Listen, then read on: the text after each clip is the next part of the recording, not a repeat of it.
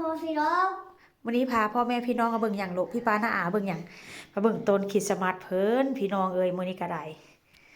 มื้อนี้ก็ตกแต่งแล้วเรียบร้อยแล้วเมื่อกี้นี่ได้ค่อนข้างจะอันนั้นหน่อยนึงพี่น้องมายุมะยะหลายเติบแล้วก็มื้อนี้ก็ใส่เครื่องเล่นนำอันนี้ก็เป็นรูปเพิ่นกับรูปเอื้อยเพิ่นแต่ตอนยังน้อยแล้วก็ค่อนข้างจะใส่แบบว่าอันเครื่องเล่นเพิ่นนำได้นี่ได้จี้ไปใส่เครื่องเล่นเพิ่น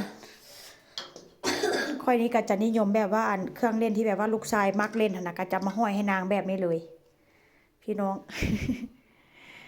ก็จะตกแต่งประมาณนี้ อันนี้ก็เอามาแต่โรงเรียนพี่น้องครูเอาให้เนาะนางก็จะเก็บสะสมไว้อันนี้ก็เป็นซานตาคลอสแต่ว่าคนทางนี้มันบ่เป็นซานตาคลอสพี่น้องคนอันหมู่บ้านค่อยนี่นะเลยว่าคนที่ว่าพวกค่อยว่าเส้นซะเขาเจ้าจะห้องว่าอันออเรนจ์เชโดมันบ่แม่นแบบว่าอันอย่างเกาะบ่มันซันตาคลอสหั่นน่ะเพราะว่าคนทางนี้เขาเจ้าเป็นพวกเขาเป็นคนบากเนาะเขาเจ้าก็จะฮ้องว่าอันออเรนจ์เชโด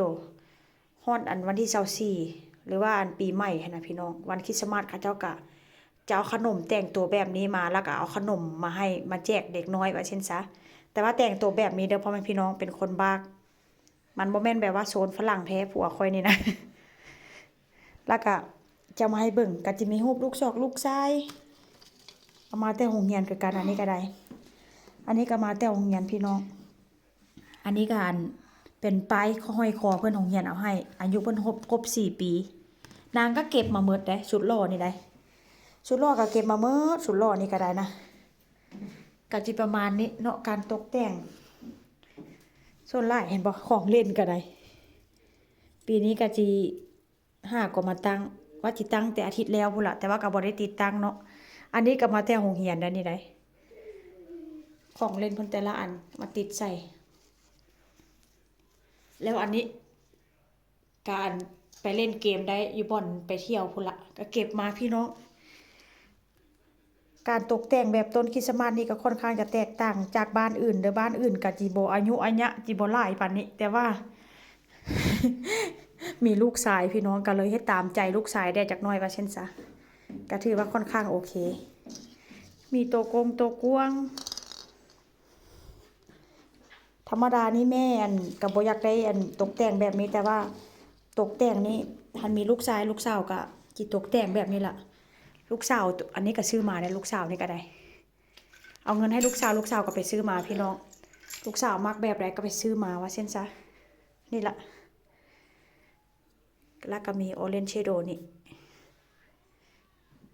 นี่แหละก็ถ่ายให้กันเบิ่งเนาะพ่อแม่พี่น้องหน้าตาก็จะเป็นประมาณนี้ต้นนี้ซื้อมา90ยูโรคูณเบิ่งเด้อพี่น้อง90ยูโรคูณ1ยูโรคูณ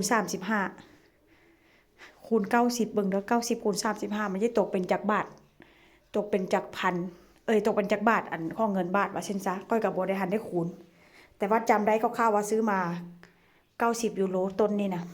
แต่ว่าอุปกรณ์บ่นับได้ซื้อแค่ต้นแต่ว่าอุปกรณ์นี้ซื้อมาต่างหากแยกก็จะเป็น100กว่าพุ่นล่ะเนาะพี่น้องนี่ล่ะ